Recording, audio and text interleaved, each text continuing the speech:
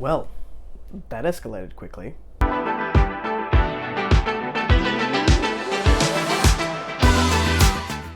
Hello everybody and welcome back to A Fictional Escapist. My name is Chris and today's video is the Prison of Sleep book review. Prison of Sleep is book number 2 in Tim Pratt's Zaxny Delatry duology. This is a multiverse sci-fi series which is a little bit on the quirky side but a lot of fun.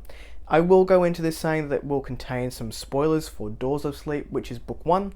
If you haven't read book 1, I do recommend, well, if you haven't read book 1 and you want to, I do recommend that maybe you give this one a miss until you have read both of the books.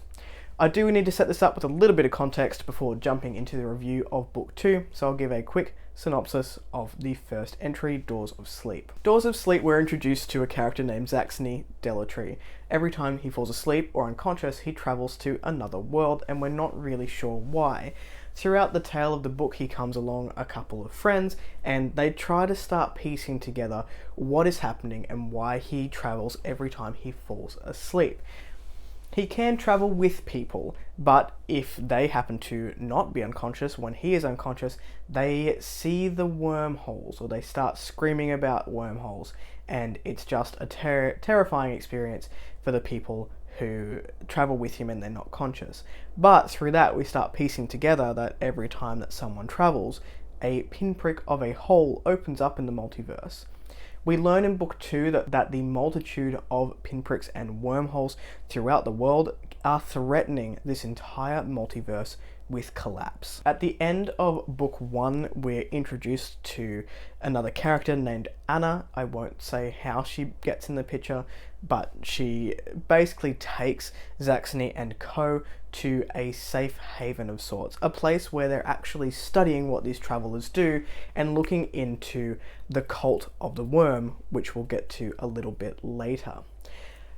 They're in this sanctuary for a little while, and then there's an attack on what they call the sleeper hold, and then they're separated again, which is where we start in book 2.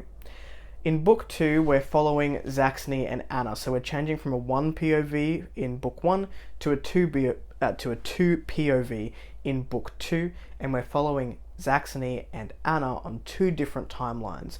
With Anna, we're basically following her directly after what's happened in the sleeper hold as she tries to find her friend, and we follow Zaxny in essentially real time as he's trying to survive in another world of multiverses, plus piece together what really happened in the sleeper hold, because it's not overly clear, and also trying to solve essentially the crisis of the multiverse about to implode on itself, which is a lot for one person to take on, wouldn't you say? I wouldn't want that responsibility. So the cult of the worm, let's have a chat about that before I get into my thoughts and overall synopsis. The cult of the worm is being run by people who want this multiverse to be imploded. They don't think that it needs to exist in the way that it does, and all worlds should just come to an end. An abrupt end, apparently. What happens is these people are infected by this little wormy parasite, which allows them to travel, gets in their bloodstream, changes their blood, and allows them to travel every time they fall unconscious. Unfortunately, this is not a thing that can be controlled. You fall unconscious, you travel. It's as simple as that. Some worlds are safe, some worlds are not. Some are terrifying, some are beautiful. It's really the luck of the draw. We're trying to follow different worm trails to get to different areas of the world and see if we can backtrack it to World 1 and find out where the problem has started, which is an interesting concept in itself. I realize that as I'm speaking, this sounds quirky as hell, and it is, but the cult of the worm want to create multiple pinpricks in the society to basically implode it. They've been brainwashed, it's very culty, and there's really not much more I can say. The more wormholes you've got, the more unstable the world is, and we're trying to stop that from happening. And then we get a conclusion at the end, but I won't go too much more into it because spoilers. Now, this is a fun time. I know it sounds a little bit abstract, it sounds a little bit weird, and honestly it is. but it still is quite fun. In book one, I was very impressed with Pratt's ability to world build within paragraphs. You know, we don't get a lot of time in these worlds that we're in, and we travel through them very quickly. We do get a little bit more of world building in the essence of the worlds that we're in with Anna's character, because she's not a traveler. She doesn't travel every time she falls asleep. She's got a sleeper car, I believe they're called. It's been a little while since I read it.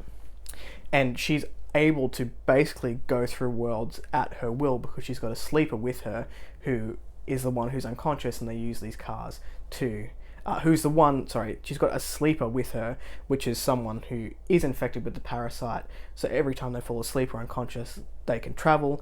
They've basically made this technology so that they can be unconscious for as long as they want and go through as many worlds as they want, but that is further explained in the book should you pick it up.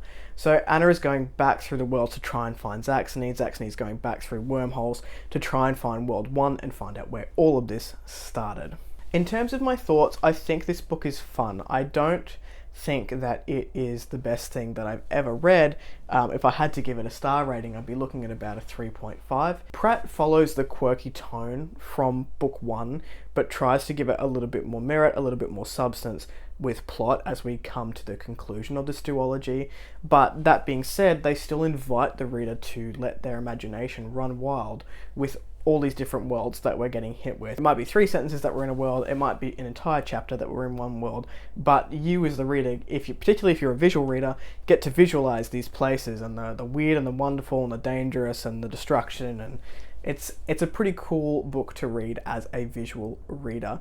The imagery and the humor really do shine through these pages. There is definitely a more serious undertone from book 1.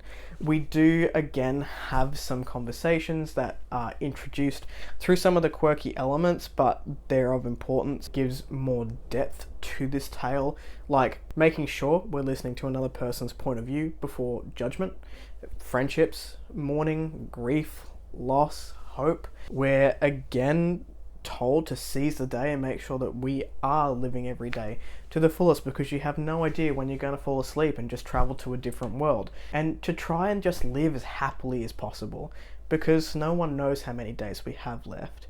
I think for me, I enjoyed book 1 more because of the quirky aspects and the author just letting the reader have fun with it. The author was obviously having fun with it as well, but I did also like having a second POV in this book more than the prose in book 1, just because you get a different perspective, and I'm someone who really enjoys that 2 different timeline, 2 different POVs that will eventually come together, or even just a book that's going through the same timeline with multi-POVs that eventually come together is something that I really enjoy reading.